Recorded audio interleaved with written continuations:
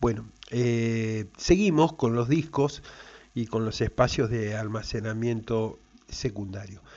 Los discos SSD. Los discos SSD o discos de estado sólido, bueno, han revolucionado el mercado en los últimos años porque han permitido recuperar un montón de equipos que hasta el momento estaban obsoletos por la alta velocidad que tienen y la flexibilidad, porque uno quita el disco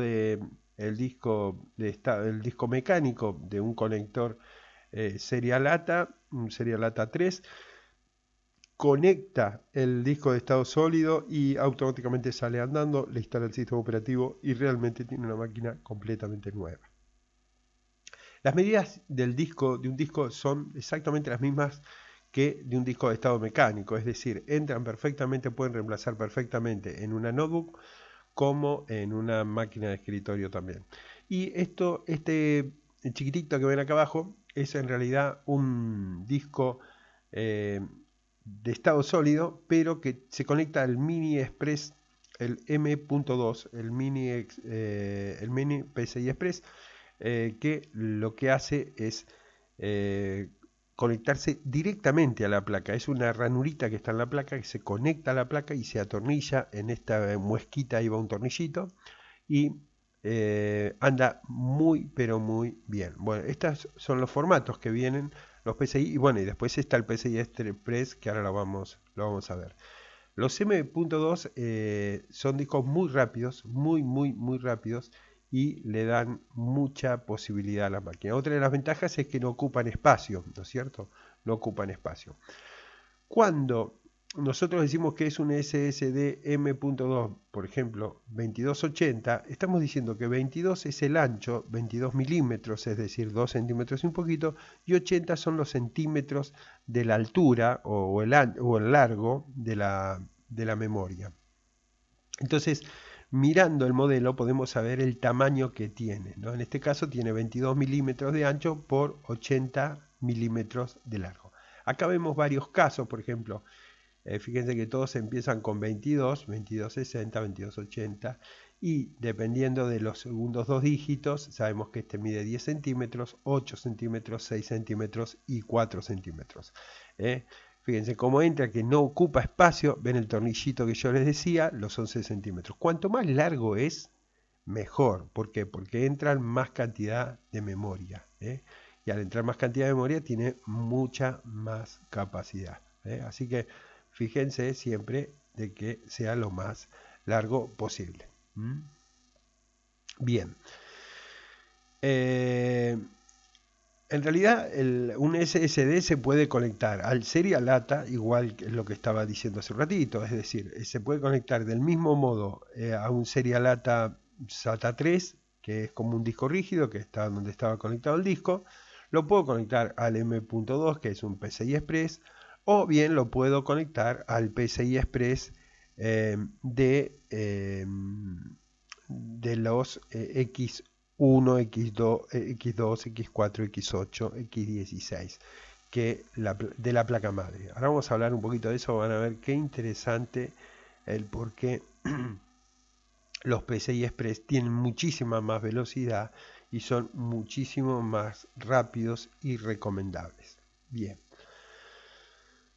En este caso tenemos un disco de estado sólido de Intel. Esto es un tremendo disco que tiene el PCI Express, que es mucho más rápido. ¿Por qué es mucho más rápido? Porque primero el PCI Express está conectado directamente en el front side del NOR Bridge, es decir, está conectado junto con el procesador y la memoria en forma directa, están gestionados directamente los tres componentes. Memoria, es casi una RAM, esto es casi una RAM, porque está conectado directamente en el frontside bus y en el NOR Bridge. Esto le da una potencialidad, una velocidad y un rendimiento impresionante. Que los que están conectados en el South Bridge, en el SATA 3, no tienen esas ventajas. Igualmente andan muy bien porque la velocidad es óptima y el SATA 3 no es lento, es algo bastante rápido, muy rápido. De hecho, de los SATA es el más rápido. Pero esto nos da unas posibilidades impresionantes. Hay algo que hay que tener en cuenta y es la versión de los PCI. Porque nosotros tenemos los PCI Express versión 1, 2 y 3. Es decir, en realidad tenemos diferentes versiones que dependen, bueno, ahora lo vamos a ver un poquito más adelante. Dependiendo de las versiones y del tamaño, este es el ancho de los carriles del PCI Express. Puede tener para 16, para 8, para 4, para 2 o para 1. Dependiendo de eso va a ser la cantidad de datos que puede trabajar en paralelo. Recuerden que el No Volatile Memory Express, que es el protocolo que maneja todo esto, en el Serial ATA era el AHCI, que es el Advanced Host Controller Interface, en el No Volatile Memory Express, que es el otro protocolo que utiliza el PCI Express y que utiliza este disco de estados sólidos, puede trabajar con 4 versiones distintas de PCI, la versión 1, 2, 3 y 4. Bien, para que se den una idea y medio como para simplificarlo y no hacer demasiado largo el video, pensemos así: si estamos en 16 carriles, digamos, del PCI Express, en la versión 1 estamos transmitiendo a 4 GB por segundo, en la versión 2 a 8 GB por segundo, el doble, en la versión 3 estamos en 16, casi 16 GB por segundo, y en la versión 4 casi 3. Miren cómo se va elevando, ¿no? Cómo se va multiplicando por 2 el valor y la cantidad. Es decir, hoy día versión PCI Express 4.0 con 16X trabajando en paralelo y con todas las condiciones dadas y con los algoritmos y con las tareas planificadas pensando en No Volatile Memory Express, estamos transmitiendo a 32 GB por segundo. Una cosa soñada. Realmente la performance que tienen estos equipos pensados y aplicando tanto sea un PCI Express de 16X con un disco de estado sólido tiene una performance fuera de serie.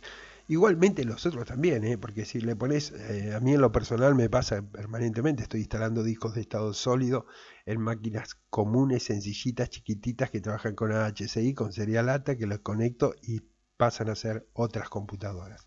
Porque casi me animaría a decir, ya el cuello de botella no es más el dispositivo de almacenamiento secundario, el disco, sino pasan a ser otros. Pero bueno, está superado este tema de del cuello de botella. Bien, ¿cómo es una memoria? En realidad una memoria son chips con memorias de tipo NAND. ¿Se acuerdan que hablamos de las AND? ¿No? Donde tienen que darse las dos condiciones, una y la otra. Entonces el AND, el producto lógico negado. Básicamente es eso. Bien, acá hay unas comparativas que, bueno, se las dejo como para que las miren, pero la idea de esto no es memorizar números ni velocidades, sino tener las ideas conceptuales, ¿no? Saber que lo primero que hay que tener en cuenta es dispositivo, protocolo y para que no nos confundamos y para que no haya confusión. Bien.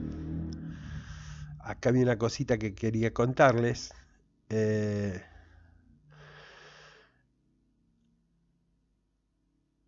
Bien. Esto es interesante porque los discos SSD M.2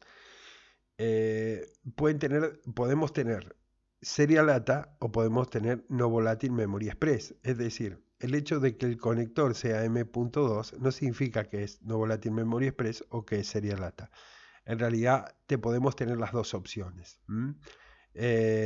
Siempre en lo posible yo recomendaría que busquemos utilizar el No Volatile Memory Express siempre que se pueda, pero si no también está el Serial ATA. Y la forma física de darse cuenta es que el Serial ATA M.2 tiene dos ranuras y el que tiene una sola es el NVE, es decir, el No Volatile Memory Express.